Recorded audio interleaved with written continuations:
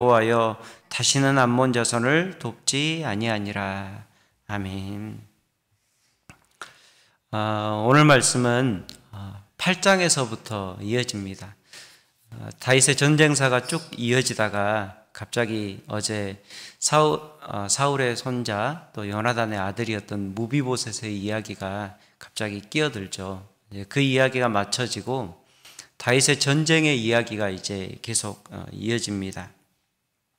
8장부터 조금 이렇게 이 이야기를, 전쟁의 이야기를 쭉 읽어보시면 오늘 본문의 이해가 조금 더 쉬울 것 같습니다. 암몬 자손의 왕 나하스가 죽습니다. 그들의 왕이 이제 교체가 되는 시기이죠.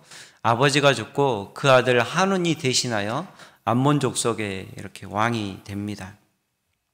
나하스는 이미 우리가 사무엘서를 읽어가면서 여러 번 언급되었던 대로 사울과는 아주 원수 관계였습니다. 나하스가 쳐들어왔을 때 사울이 처음 세운 공적이 바로 나하스와 전쟁에서 세운, 왕으로 세운 첫 번째 공적이기도 했고, 그 이후로도 계속 관계가 안 좋았죠. 그런데 사울과 적대 관계였던 이 나하스가 다윗과는 조금 화평한 관계였던 것 같습니다. 그래서 2절을 보면 다윗은 한운의 아버지 나하스가 자신에게 은총을 베풀었다라고 이렇게 이야기를 하고 있습니다. 여기서 은총을 베풀었다라는 개역성경의 번역만 보면 나하스가 뭔가 다윗을 위해서 배려를 하고 다윗에게 큰 사랑을 베풀어 준 것처럼 우리가 이렇게 생각할 수도 있습니다. 그러나 여기에 이렇게 은총으로 번역된 이 헤세드라는 히브리의 성격을 좀 알면 우리가 그 관계들이 어떤 관계였는지 조금 짐작해 볼 수가 있습니다. 원래 이 헤세드라는 것은 아주 일방적으로 무조건 이렇게 퍼주고 일방적으로 내어주는 그런 부모의 사랑 같은 사랑의 성격도 있지만, 사실은 헤세드라는 말을 쓸 때는 언약 안에서, 그러니까 서로 쌍방간의 약속이죠. 약속 안에서 서로에게 보여주는 사랑과 충성과 성실을 의미하는 그런 단어입니다. 그래서 나하스가 다윗에게 은총을 베풀었다는 것의 의미를 좀 더 명확하게 해보려고 하면, 나하스가 다윗에게 언약의 책임을 잘 수행했다. 나하스가 다윗이 평화의 조약을 맺었는데 나하스가 그것을 어기지 않고 다윗에게 약속을 성실하게 잘 지키는 사람이었다. 그래서 다윗을 배려했다. 이렇게 여기면 조금 더 이해가 쉬울 것 같습니다. 다윗은 이런 구체적인 언약 관계에 의한 화평이 지켜지기를 원했습니다. 왜냐하면 주변국들과의 관계에서 불가피한 전쟁이 없을 수는 없습니다. 이스라엘의 사정을 보면 그렇습니다. 우리나라는 그리고 이렇게 한국이나 캐나다를 보면 국경이 하나죠. 캐나다는 미국하고만 국경이 이렇게 다 있는 것 같고, 또 우리나라는 북한하고만 국경이 다 있지 않습니까? 그런데 이스라엘은 사방에 적으로 국경이 다 있습니다. 서쪽으로는 페니키아와 이 블레셋이라는 강력한 족속들이 살고 있었고, 북쪽으로는 오늘 본문에 나오는 아람이 살고 있었고, 또 동쪽으로는 모압과 암몬이 있었고, 남쪽으로는 에돔과 애굽에 둘러싸여 있어서 사방이 적입니다. 그래서 아마 다윗의 평생 가운데 전쟁을 안 할 수가 없었을 것입니다. 나라를 보호하고 백성들을 지키기 위해서 불가피한 전쟁을 했습니다. 그런데 이렇게 전쟁이 계속되는 것은 다윗의 입장에서도 백성에게 부담을 주는 일이고, 또 국가적인 소모도 컸기 때문에 다윗은 전쟁을 안 할 수 있으면 안 하려고 했을 것입니다. 그래서 평화적인 방법으로 주변국들과의 관계를 개선할 의도도 있었던 것 같습니다.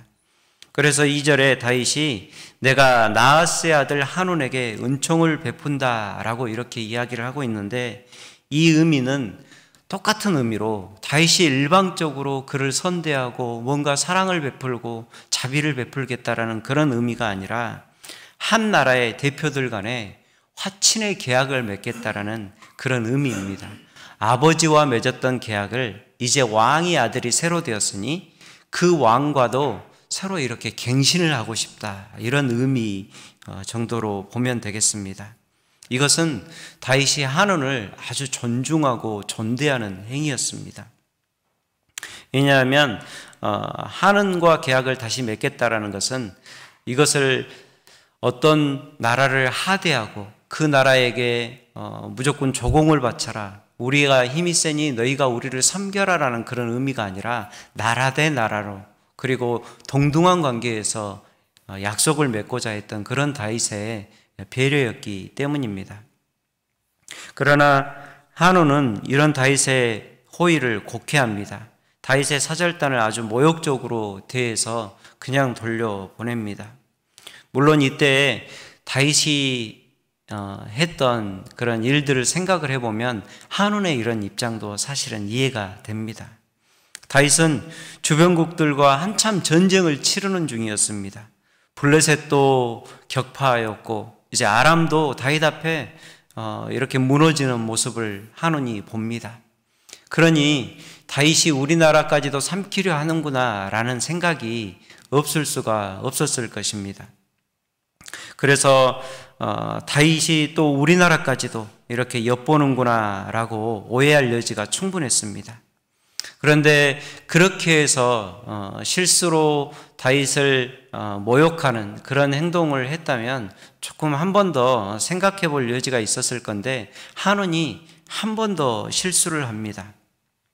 다윗의 의도를 또 앞서서 짐작한 것입니다. 만약 다윗이 그 사절단이 돌아와서 분노하여서 자기의 국가에 대해 군사를 일으켰다면 한온이 충분히 아람과 연합하여서 이스라엘을 대항하여 싸울 수도 있었을 텐데 다윗은 그때까지도 참습니다. 그렇게 신하들이 모욕을 당하고 왔어도 다윗은 그때까지 군사를 일으키지 않고 참는 모습을 보입니다. 그런데 한온이 먼저 다윗의 의도를 또 오해한 것이죠. 그래서 6절에 보면 암몬 자손들이 자기들이 다윗에게 미움이 된 줄 알았다라고 이렇게 이야기를 하고 있습니다. 다윗은 참고 있는데 저 사람이 틀림없이 우리를 공격할 것이다 라고 생각을 한 것이죠. 다윗의 호의에 대한 깊은 오해는 호의를 베푼 상대방에 대한 무례함으로 이어지고 또 그 무례함에 대해서도 참고 있는 다윗에 대한 적대적인 도발로 모압이, 암몬이 이렇게 나온 것입니다. 그래서 그때 한온이 당시에 다윗의 최고의 적이 되었던, 이미 다윗에게 한번 패한 경험이 있던 아람 사람들과 연합하려고 아람 사람들을 용병으로 고용합니다. 그들을 용병으로 고용해서 이스라엘을 향해 먼저 군사를 일으키고 대적해 오는 모습을 볼 수 있습니다. 결국 다윗은 요압을 대장으로 세워서 암몬 자손과 전쟁을 치르게 하는 것을 우리는 봅니다. 다행히 모압에는 이 랍바라는 천의 요새가 있었습니다. 예루살렘도 함락시키기가 참 어려운 성이었지만 이 랍바는 그보다도 더 견고한 성이라고 할 정도로 천의 요새였습니다. 그래서 그들은 전쟁에 패했지만 일시적으로 몸을 숨길 수가 있었습니다. 성문을 콕콕 닫아 걸고 그리로 도망한 것입니다. 그러나 오히려 이 일 때문에 다윗은 그동안 계속되고 있었던 아람과의 전쟁을 완전히 끝내버리는 계기가 됩니다.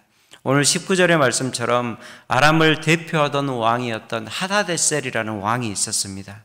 사실은 아람은 하나의 통일된 국가가 아니라 여러 왕이 연합한 그러한 국가들이었습니다. 그 중에서 하다데셀이 제일 힘이 세고 하다데셀을 중심으로 다윗의 이스라엘에 대항해서 싸우게 되었는데 이제 그들의 연합군을 다윗이 완전히 이렇게 전멸시킨 것입니다.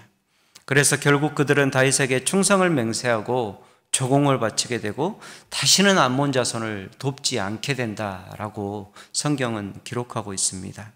암몬은 이 일 때문에 이제 그 주변 국가들 간에 완전히 고립됩니다. 이제 이스라엘과 정면으로 맞닥뜨려 싸워야 됩니다.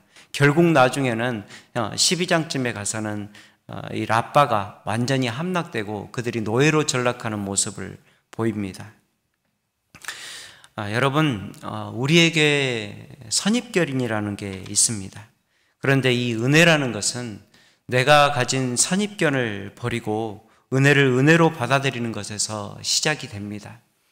많은 사람들이 교회 생활을 시작을 하면서 교회가 이런 곳인 줄 알았다면 진작에 올 걸 그랬어요, 목사님 하는 이야기를 많이 들었습니다. 교회에 가면 사람이 이상하게 되는 줄만 알았다라고 생각하는 사람들이 많습니다.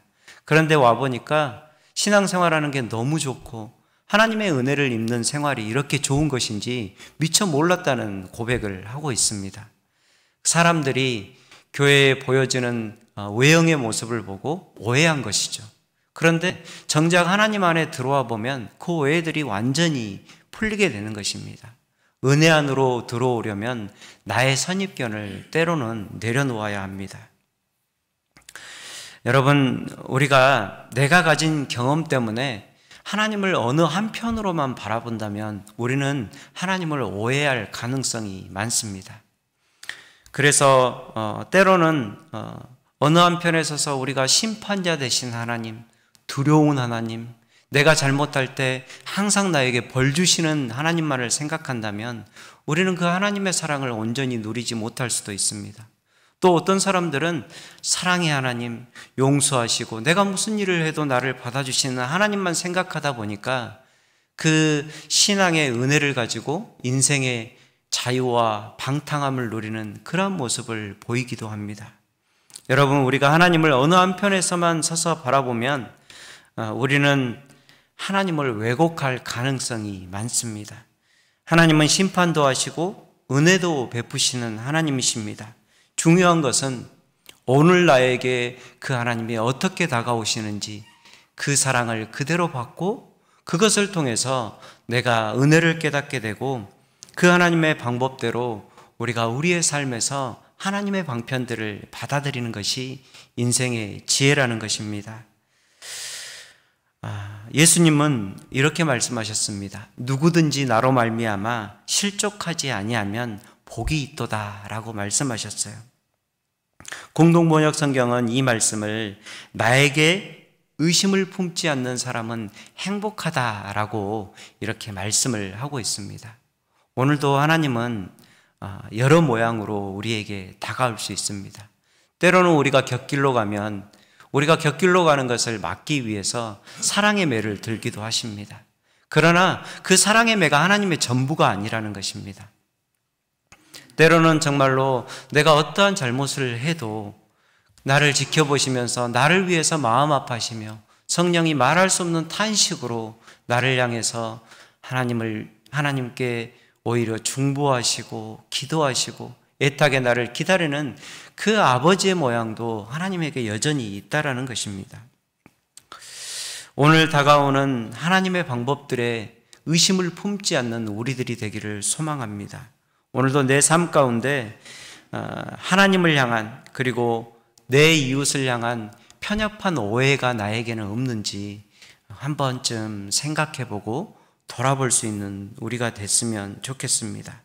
한운이라는 사람은 다윗을 향한 편협한 시각에 사로잡혀서 그가 나를 선대하려 하지 않고 반드시 나를 죽이려 할 것이다 라는 오해를 가졌습니다. 그런데 거기서부터 화를 자처하는 그러한 모습이 생기게 된 것입니다. 여러분, 우리가 편협한 시각에 사로잡히지 않기를 원합니다.